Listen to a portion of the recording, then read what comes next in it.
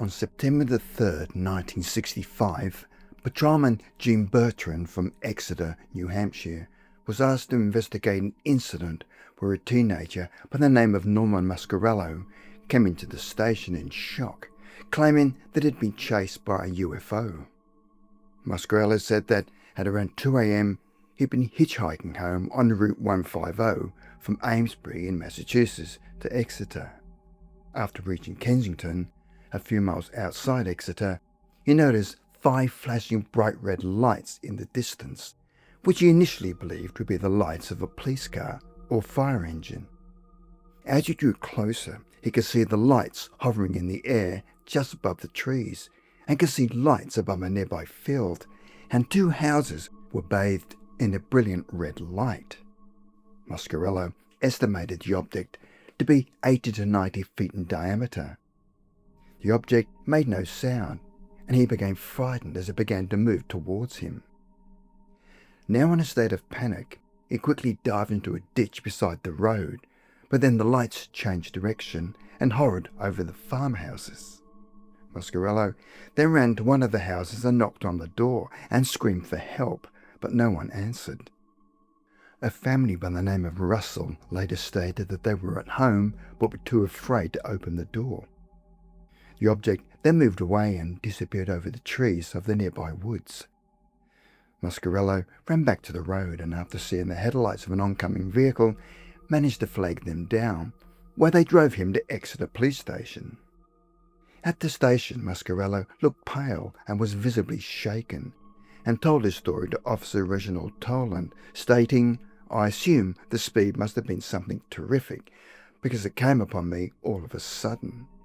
The night was silent, with no crickets, only the sound of the horses braying loudly in the nearby field. Then came the lights.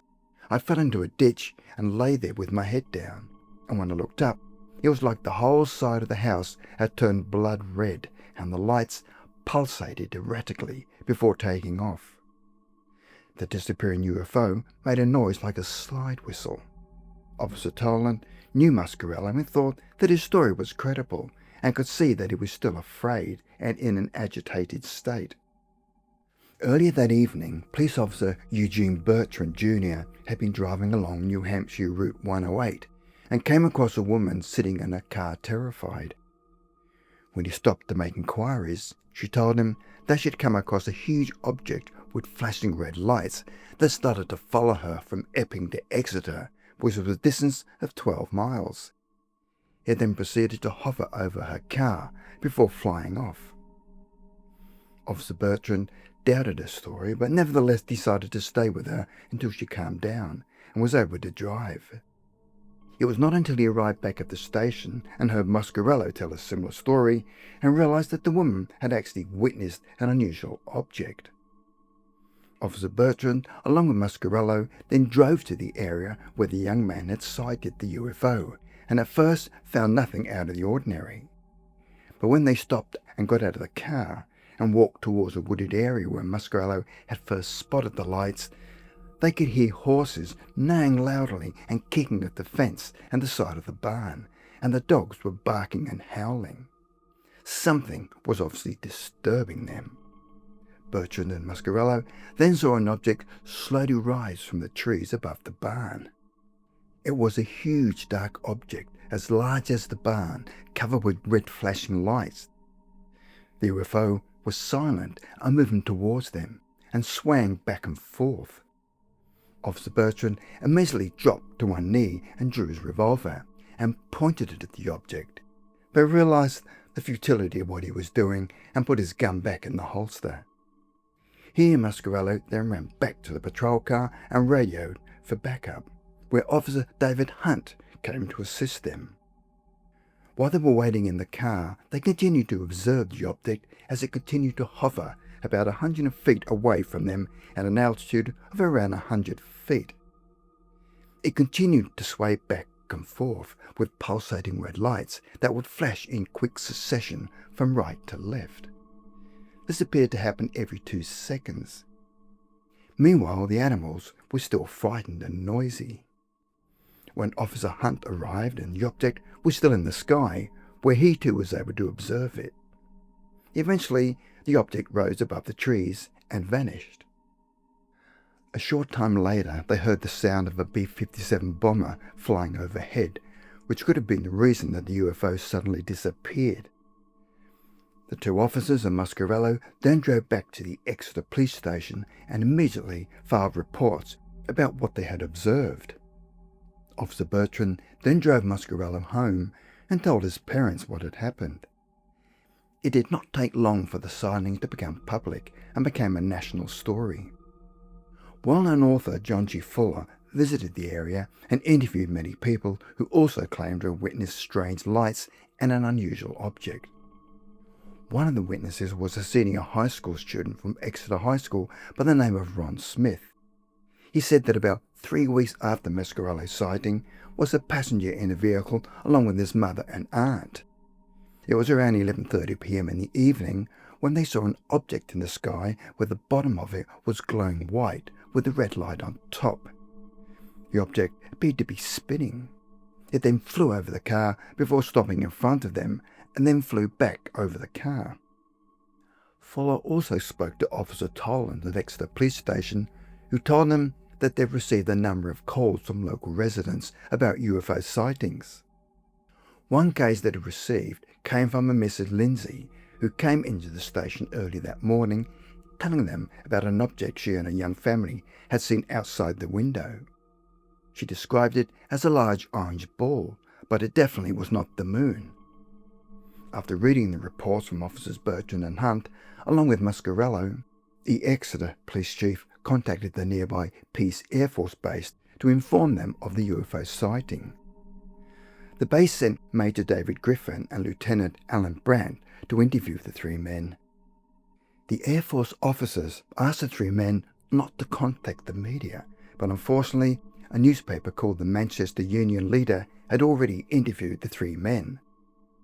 Major Griffin then sent a report of the incident to USAF Major Hector Quintanilla, who was the supervisor of Project Blue Book, which at the time was the official Air Force research group assigned to investigate UFO reports from 1952 until its termination in 1969. At the time, Major Griffin was unable to arrive at a probable cause of the sighting and found the three observers seemed to be stable and reliable people, especially the two officers. But what happened next is typical of explanations given by government bodies, where the Pentagon informed reporters that the three men had seen nothing more than stars and planets twinkling, owing to a temperature inversion. A temperature inversion is a meteorological phenomenon where a layer of warm air traps cooler air near the Earth's surface, reversing the normal atmospheric condition where temperature decreases with altitude. But Project Blue Book issued its own explanation, saying that Operation Big Blast Cocoa was a strategic air command training mission that had been active on the night of the sighting and could have been mistaken for UFOs. In a letter to Officers Bertrand and Hunt, Major Quintanilla added that there were also 5 B-47 aircraft flying in the area at the time, stating there were no reports of unidentified objects witnessed during the operation, and the objects seen at the time were assumed to be associated with this military air operation and were a possible explanation for the objects observed. However, Officers Bertrand and Hunt and Muscarello strongly disagreed with the Air Force explanation, and the two officers also sent a letter to Project Blue Book where they stated, "As you can imagine, we have been the subject of considerable ridicule since the Pentagon released its final evaluation of our sighting of September the 3rd, 1965. Both Officer Hunt and myself saw this object at close range, checked it out with each other, confirmed and reconfirmed that it was not any type of conventional aircraft, and went to considerable trouble to confirm that the weather was clear. There was no wind, no chance of weather inversion, and that what we were seeing was in no way a military or civilian aircraft." Bertrand also added that the UFO sighting took place nearly an hour after Operation Big Blast Cocoa was said to have ended, which eliminated the operation as a possible cause of the sighting. However, Project Blue Book did not respond to the letter, and on December 29, 1965, and nearly 4 months after the sighting, the two officers sent another letter to Blue Book in which they wrote that the object they observed was absolutely silent, with no rush of air from jets or chopper blades whatsoever, and it did not have any wings or tail, and it lit up the entire field, and 2 nearby houses turned completely red.